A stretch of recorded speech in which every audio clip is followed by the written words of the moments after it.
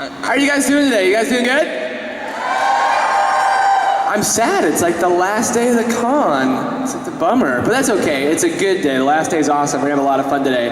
I usually start off panels with my favorite 3 words, which is, what time is it?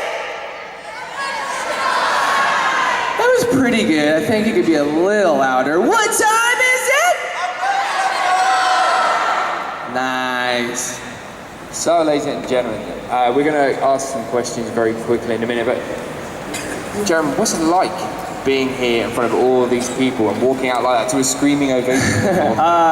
It's awesome. It's super cool. I always appreciate when people are just excited. It's just fun to be in a room that's excited and filled with awesome, fun fans, and it's just, I don't know, it's a lot of fun. It's also very blinding because there's lots of light in my face and I can't really see any of you, to be completely honest, but yeah. I know the feeling. I am just looking out thinking, how can anyone see you?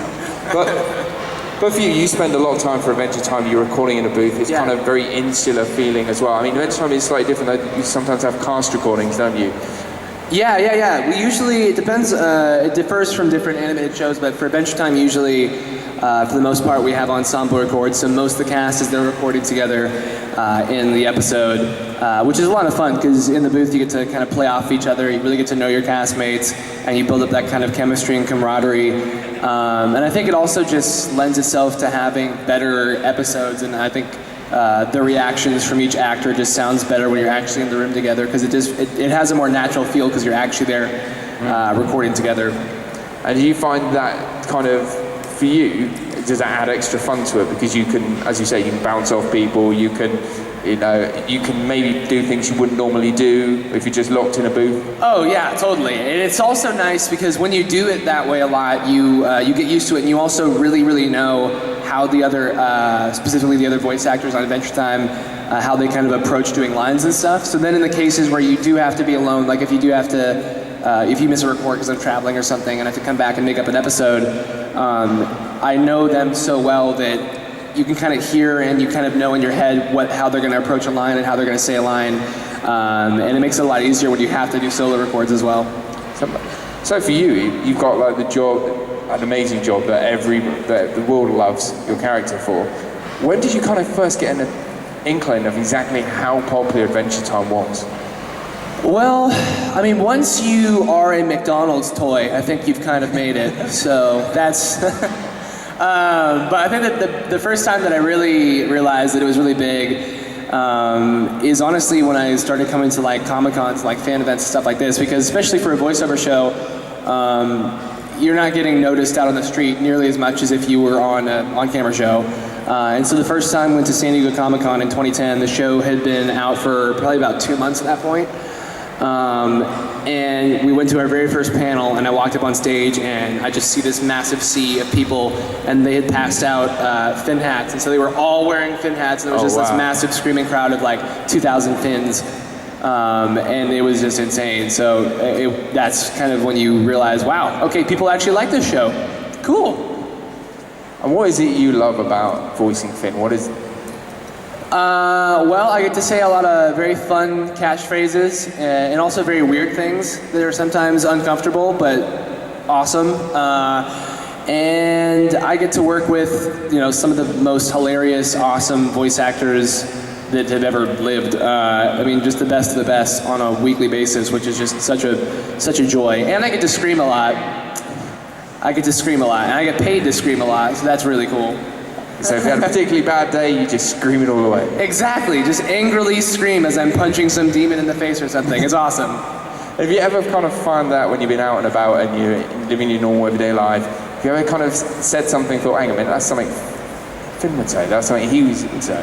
I think I generally, not, for the most part, no, I generally don't. Probably also because sometimes it's nice to be incognito. I feel like if I was at a store and I was ordering food or something and there was like, oh, this is on sale, and I was like, schmelz out! It might give me away just a little bit. So I try not to. I actually enjoy seeing people that have like Adventure Time shirts on or something that love the show, and I'll be like, oh, that's a really cool show. And they're like, oh yeah, I love that show. And it's fun when you're talking to someone who's a fan of yours and they don't even know that you're the person they're a fan of. And you can kind of mess them sometimes too. I like doing that. Have you ever done it to like mess people up at a drive-through, just doing the voice of Finn and to see if they've actually kind of gotten on? I've done stuff like that. Yeah, I've done like prank calls and stuff to people. Like friends are like, oh, my friend is a big fan. You like prank call them as Finn, and I'll do that.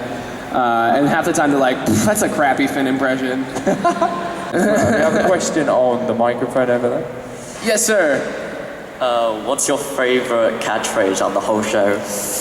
Gosh, it's so hard. There's so many. I mean, I think the good go-tos, I love Mathematical, I love Schmao Zhao, Slam a Cow's good. Well, I like, there's one that's like kind of a sung thing. He's talking to, I think it's an Abracadaniel episode, and he goes, wands are for wimps. I don't know, I like that. Just wands are for wimps. It's awesome. Hey, thank you. Of course. I love you, by the way. Did you know you wanted to be a voice actor, or like, did you just come across it, or like, what happened? Say it again. Like, did you know you wanted to be a voice actor, or like, did you go into it unexpectedly? Yeah. So I think for a lot of voice actors, or even just honestly actors or musicians, more I guess on the side, actors in general, like everybody that's in the business has gotten into it from very like different ways. There's no like one path to becoming an actor or a voice actor. And for me, I started acting when I was like 5 or 6 years old. I was really little. I just always loved movies and TV shows as a kid, and we lived in LA, and so it was like a possibility because that's where it's the hotbed of it. And so I got my start doing a lot of on camera, which I still do. I did like a lot of commercials and little guest star parts on shows here and there and stuff. And the agency I was with had a voiceover department, and I mean just in general, you don't even think voice acting is like a thing you can get into doing, especially I was like 7 or 8. I was like, no, it's just a cartoon, it's just a cartoon. Like, people don't do that. It is what it is. But the voiceover department started sending me out on like little radio commercials and stuff, and I just kind of worked my way up into it, and then realized I just love doing it. For me, I like being able to do voice acting. I like being able to do music. I like being able to do on camera. It's just nice to have different things and kind of switch it up a lot, and they're all very enjoyable in different ways.